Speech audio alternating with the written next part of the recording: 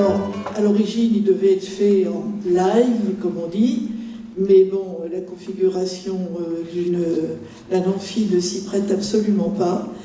Donc, Cassandre et François ont, on dirais-je, enregistré, fait une captation, comme on dit, de ce spectacle, et c'est ce qu'on va vous présenter maintenant. Cassandre, je te laisse peut-être expliquer ce dont il s'agit. Et c'est né d'une rencontre au départ avec Madame Apartis. Exactement. Donc en fait, pour vraiment redire, c'est normalement un spectacle vivant, donc c'est pas fait pour être vu en vidéo spécialement, là c'est parce qu'il n'y avait vraiment pas le lieu. Donc nous sommes artistes, nous ne sommes pas du tout neurologues et médecins, mais on a envie de... Moi je suis atteinte du tremblement aussi depuis petite, et on avait envie, tous nos spectacles en fait parlent de la différence, et on avait envie de parler du tremblement. Et de le diffuser donc, dans des hôpitaux, dans des mairies, quoi. Donc là, on a une diffuseuse qui s'occupe de ça pour diffuser auprès des villes, donc dans les hôpitaux, les EHPAD, des médiathèques, tout lieu aussi de conférences. Et ce qu'on aimerait, c'est que ça soit suivi, donc c'est 35 minutes, et que ça soit suivi de 25 minutes de débat du plus, avec un professionnel, soit un neurologue, soit avec un témoin, qui viennent parler du tremblement. Voilà. On va...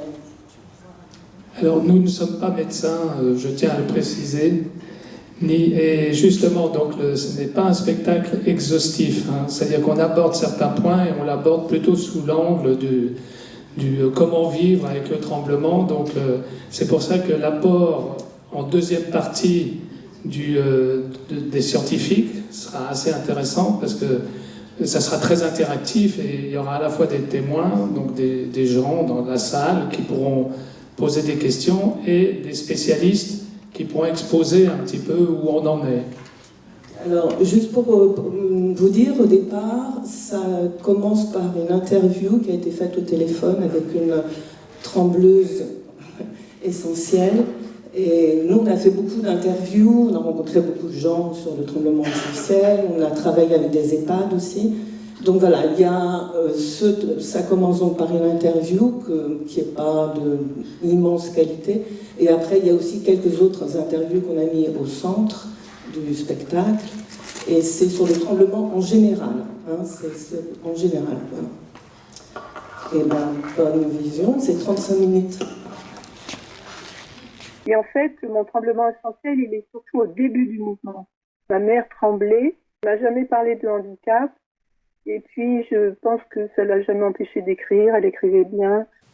Ma mère qui nous laisse ses recherches sur le tremblement comme une sorte de testament, de legs.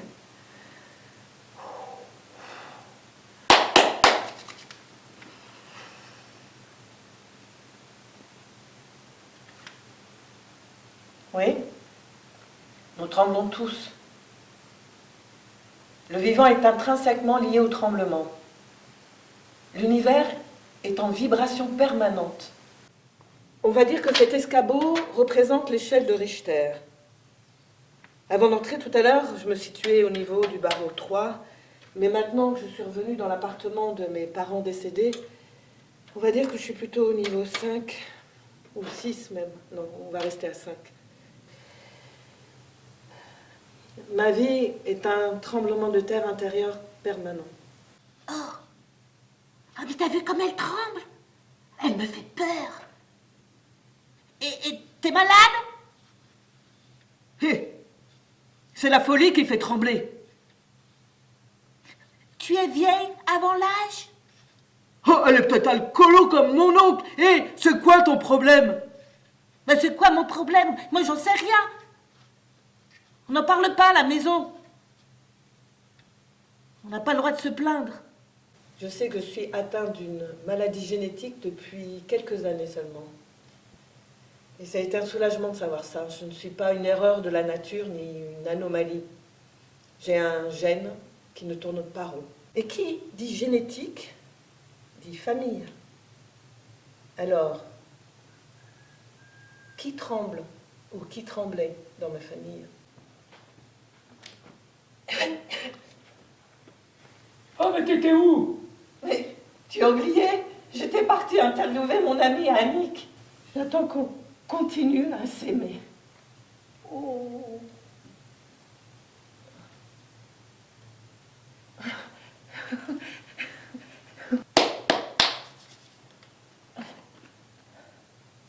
Oh, tu es très ému là, hein? Oui. Oh, t'as touché mon château.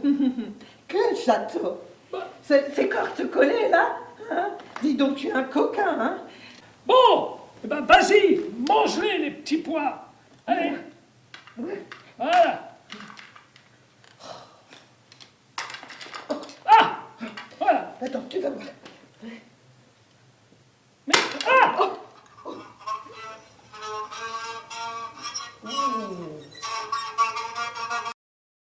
Sans tremblement, il n'y aurait pas de musique. Tu veux que je te montre des artistes qui font des très bonnes choses, des artistes qui tremblent ou qui ont travaillé sur le tremblement. Regarde, attends, voilà. Ça, eh ben, c'est Louis Suter, c'est un peintre suisse.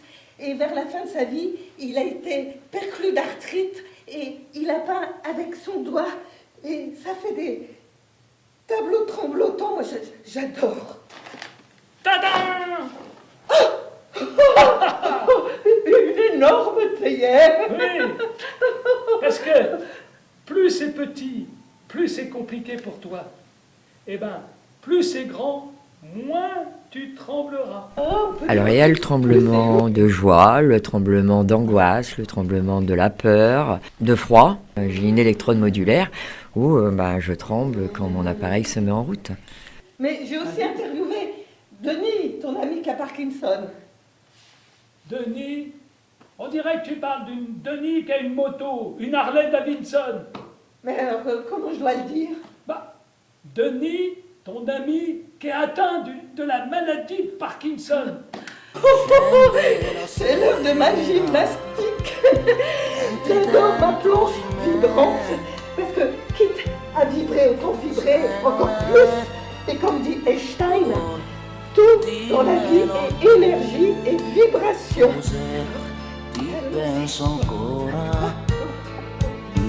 Ma tu non sei con me, solo noi, dimmi ti amore, solo noi, la mia mente è dove, solo noi, odio queste lenzuola che sento cancella il profumo di te, solo noi, le montagne non vuoi, solo noi, prati verdi non vuoi, solo noi, mi dicevi che...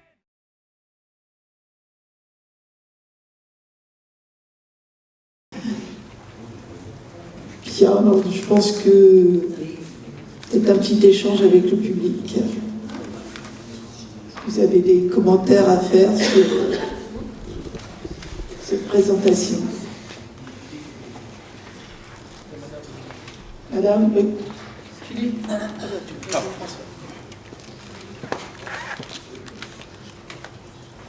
Alors déjà, je voudrais remercier Madame et puis les autres personnes intervenantes. Je trouve ça très courageux de tourner ça un petit peu, pas en dérision, mais en spectacle.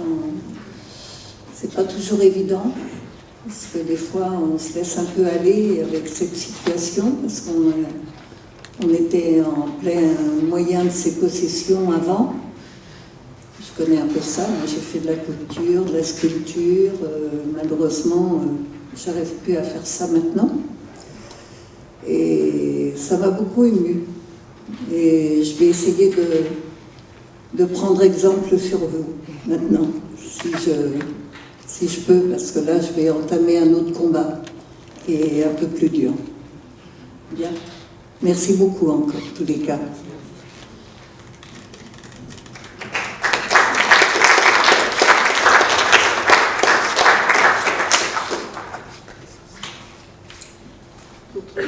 Est-ce qu'il y aurait d'autres questions concernant ces pièces? Je vais juste rappeler, vivre avec, en fait, accepter. Parce ça me rappelle mon neurologue quand j'ai été diagnostiqué, qui m'a dit Philippe, tu as une maladie neurologique, que tu auras toute ta vie, apprends à vivre avec et à emmerder le monde. On a une dizaine de minutes. Si vous avez des questions à l'équipe de neurologues ou de neurochirurgiens qui sont avec nous, c'est le moment. À 17h, on doit rendre les clés de l'amphithéâtre.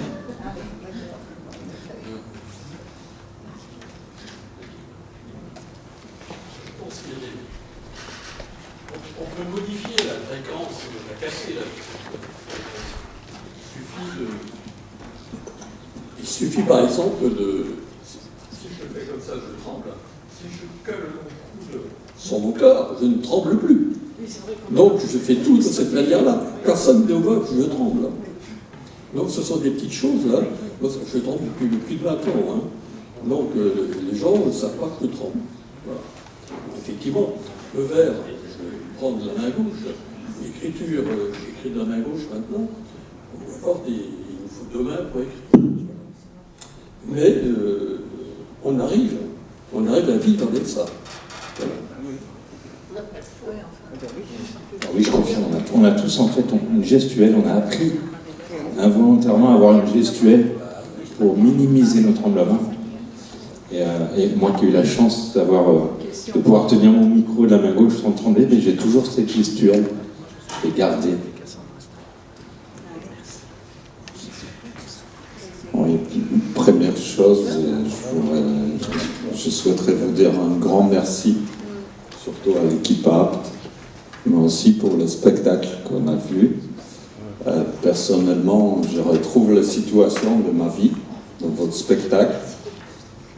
Et ce que je trouve très rassurant, vous voyez, c'est peut-être cette dernière phrase où vous dites on peut le transformer en quelque chose, en notre force, quelque part.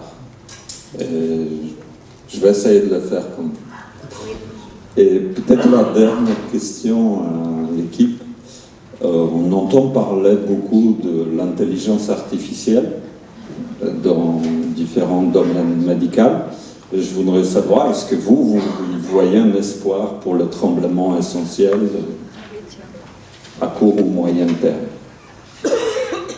Alors c'est marrant, c'était un peu le sujet de midi, hier soir, l'IA. Alors il faut déjà comprendre ce que c'est que l'intelligence artificielle. Je pense qu'il y a... contrairement à un moteur de recherche, l'intelligence artificielle, ça permet à des sachants d'aller plus vite. Si je ne dis pas de bêtises, APT finance la recherche. Si l'intelligence artificielle permet aux sachants d'aller plus vite pour trouver des solutions, oui, ça servira à quelque chose. Mais laisse le micro. Mais je vais laisser la question à des gens qui ont peut-être une meilleure réponse. Oh, je ne sais pas si j'ai une meilleure réponse, non. Mais effectivement, on peut penser que ça va nous aider. Je pensais à la génétique, à l'intervention sur la génétique de tout à l'heure et la complexité pour fractionner l'ADN en plusieurs morceaux, puis après de faire le puzzle, etc. Je pense que peut-être que dans ce domaine-là, l'intelligence artificielle peut être aidante et permettrait d'aller plus vite, mais ça, c'est une question que je pose par rapport à ça. Puis après, peut-être dans l'analyse de l'imagerie, de signaux électrophysiologiques, voilà. Il y a peut-être des pistes, effectivement, de réflexion à avoir avec cet outil-là, à utiliser avec modération et prudence.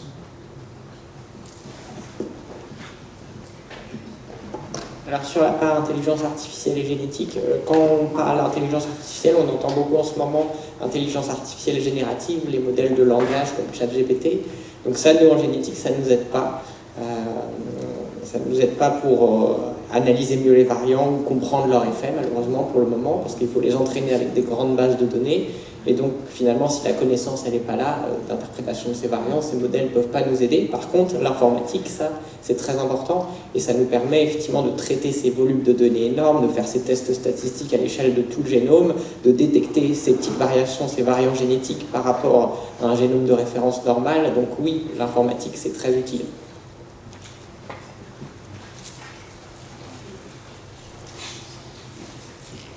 Est-ce qu'il y aurait d'autres questions ?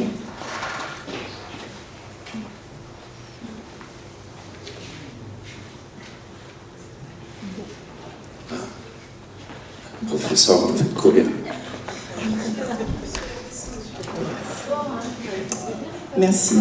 Non, moi, ce serait pas vraiment une question, je voudrais exprimer mon émotion et mon admiration après avoir vu votre création. C'est vrai qu'il était resté en suspens depuis notre toute première rencontre. Vous étiez, Cassandre, venue me voir pour parler de ce projet et voir un peu comment vous pouviez vous orienter dans cet univers médical pour trouver plus d'informations, pour progresser dans votre projet.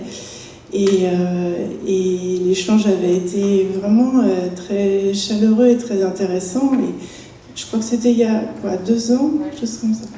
Et là, maintenant, je découvre, en fait, après un grand temps de gestation et de mystère pour moi, le spectacle. J'ai trouvé extrêmement émouvant, très beau. Progressivement, on s'attache de plus en plus à vos personnages.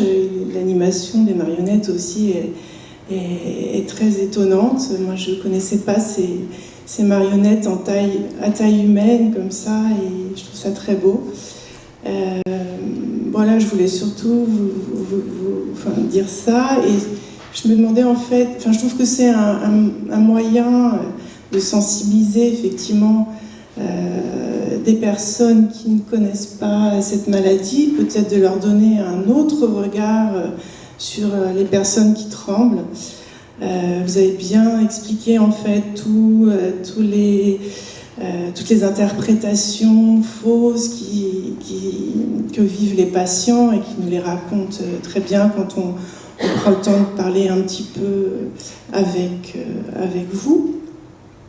Et je me demandais en fait comment le spectacle est justement reçu et qu'est-ce que ça suscite comme discussion, puisque vous devez l'avoir déjà présenté au public dont vous nous avez parlé, ou ça reste encore on l'a présenté que dans les EHPAD avec lesquels on a travaillé, parce qu'on a fait des ateliers pendant plusieurs mois dans des EHPAD.